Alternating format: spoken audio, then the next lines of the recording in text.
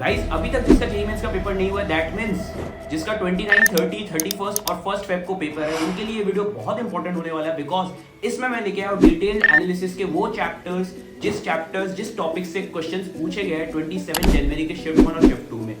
ये टॉपिक्स करके जाना और इनके साथ साथ ये क्वेश्चन जो 27 जनवरी शिफ्ट 1 शिफ्ट 2 में पूछे गए वो करके जाना बहुत इंपॉर्टेंट है बिकॉज इससे हर साल ऐसा देखा गया है कि ये रिपीट होते हैं। तो इन टॉपिक्स को सबसे ज्यादा प्रायोरिटी देना है। मैं डिटेल में बताऊंगा कि कौन कौन से ऐसे टॉपिक्स हैं और बाकी यार एक चीज बोलूंगा, डीमोटिवेट मत होना।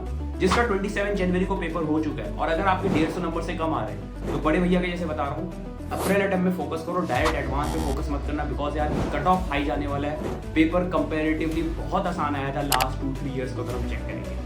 चलिए स्टार्ट करते हैं एक डिटेल्ड एनालिसिस। सबसे पहले स्टार्ट करेंगे केमिस्ट्री के सेक्शन से। उससे पहले एक चीज क्लियर कर दूं, पेपर में कोई भी क्वेश्चन आउट ऑफ सिलेबस नहीं था, चाहे वो मैथ्स हो, फिजिक्स हो, केमिस्ट्री हो। बहुत बच्चों को ऐसा डाउट है कि केमिस्ट्री में कुछ क्वेश्चंस आउट ऑफ सिलेबस थे और बार बार ये कमेंट कर रहे हैं। आगे जाके ये चीज क्लियर करूंगा जब मैं आपको एग्जैक्ट पेपर दिखाऊंगा शिफ्ट 1 शिफ्ट 2 का, तब समझाऊंगा कि ये पेपर एक्चुअल में किसका टॉपिक का क्वेश्चन था। बाकी यार अगर हम बात करें केमिस्ट्री में सबसे ज्यादा वेटेज दिया गया था इनऑर्गेनिक को, उसके बाद ऑर्गेनिक को। डायरेक्ट क्वेश्चंस कॉपी पेस्ट किए गए थे, एनसीईआरटी से कोई कॉन्सेप्चुअल ज्यादा क्वेश्चन नहीं था, डायरेक्ट एनसीईआरटी बेस्ड क्वेश्चंस थे।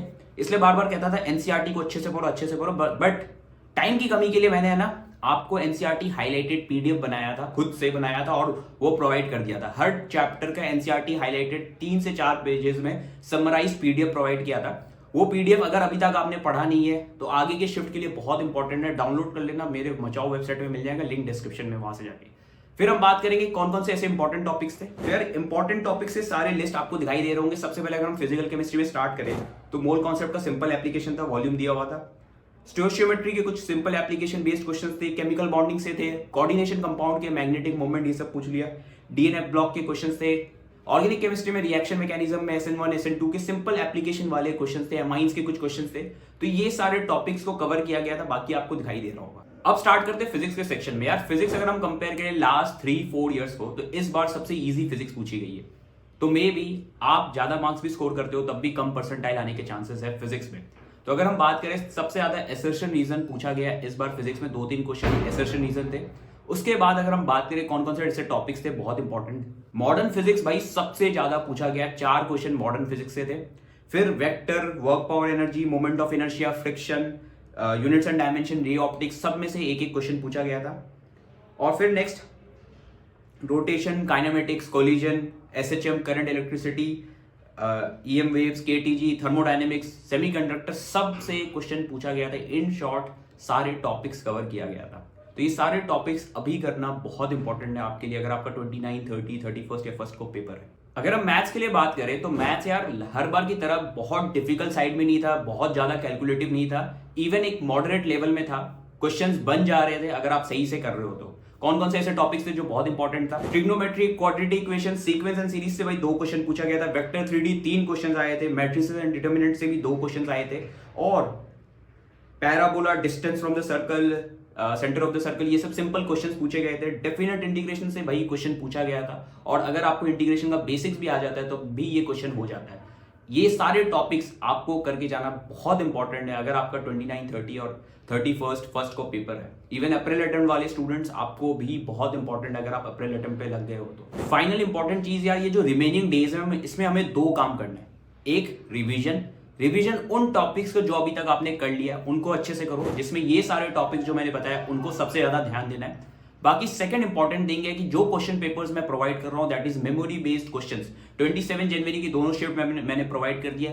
इसके सॉल्यूशंस के साथ आपको डायरेक्ट सॉल्यूशंस आंसर्स देख के जाने हैं, उसके सिवा कुछ नहीं करना है। सॉल्व करने का टाइम नहीं, अगर आप सॉल्व करना चाहते हो तो कर सकते हो बट आपको वो करके जाना है। बाकी यार बहुत बच्चे बार बार कमेंट कर रहे थे कि यार टुक्का स्ट्रैटेजी, वही है टुक्का स्ट्रैटेजी बताओ, यूट्यूब पे बहुत चल भी रहा है। तो यार अगर मैं जेन्युइनली बताऊं तो ऐसा कोई टुक्का नहीं है। मैं लास्ट में बच्चों को बोलता हूं कि जब पेपर में क्वेश्चन बच जाता है तो एक सिमिलर सा ऑप्शन कर दिया करो सो दैट कि मैं आपके पॉजिटिव होने के ही चांसेस होंगे बिकॉज बी और सी ज्यादातर कॉमन आंसर्स होते हैं पेपर में। बट अगर आपको सही में टुक्का स्ट्रैटेजी सीखना है तो यार मेरे चैनल पे बहुत बार भैया का नाम आता है, AR स्क्वाड नाम से एक चैनल है, मैंने भी कुछ दिन पहले ही देखा है। ये इनके अगर आप देखोगे ना, इनके बहुत सारे वीडियोस भी अगर आप देखोगे इसी पे कवर्ड है। और मैंने चेक किया, मेरे को पहले लगा था यार ये कैसे हो सकता है, बट इन्होंने जो है ना एकदम जेन्युइनली कवर किया ये सब चीजें। जैसे अगर मैं दिखाऊं, इस क्वेश्चन में भैया आपको एसएचएम का कॉन्सेप्ट एक्सप्लेन करने के बाद समझा रहे कि कैसे इसमें आप तुक्का लगा सकते हो। ऐसे क्या है कि बाकी जो चैप्टर्स के क्वेश्चंस होंगे वो आप इजीली सॉल्व कर सकते हो इस स्ट्रेटजी से। तो अगर आपके पेपर में कुछ क्वेश्चंस रह गए तो लास्ट में तुक्का लगाना, या फिर अगर आपको जनवरी अटेम्प्ट में एक डिसेंट स्कोर करना है और आपने कुछ भी नहीं पढ़ा, तो मेरे हिसाब से ये तुक्का स्ट्रेटजी सही रह सकता है। भैया ने रिसेंटली अपना पर्सनलाइज कोर्स भी लॉन्च किया, तो आप वो भी ज्वाइन कर सकते हो, लिंक डिस्क्रिप्शन में होगा, वहाँ से जाके आप ज्वाइन कर सकते हो। तो गाइस फाइनली एक चीज बोलूंगा, ये सारे रिसोर्सेज मैं प्रोवाइड करते जा रहा हूँ। 29 को जो पेपर होगा वो भी प्रोवाइड कर दूंगा, सब कुछ आपको प्रोवाइड कर रहा है। बस पैनिक मत होना, पेपर इजी आ रहा है, अपने तरफ से बेस्ट देना, ज्यादा सोचना मत। All the best. मैं श्योर हूँ कि अगर आप सही से एक सिंसियर स्टूडेंट बन के फॉलो करोगे जो चीज मैं बता रहा हूँ, डेफिनेटली एक अच्छा परसेंटाइल स्कोर करोगे। कमेंट सेक्शन में लिख लेना, I will definitely score 99 percentile, एक मोटिवेशन हो जाए। बाकी मिलते हैं नेक्स्ट वीडियो पे। Thanks for watching, bye.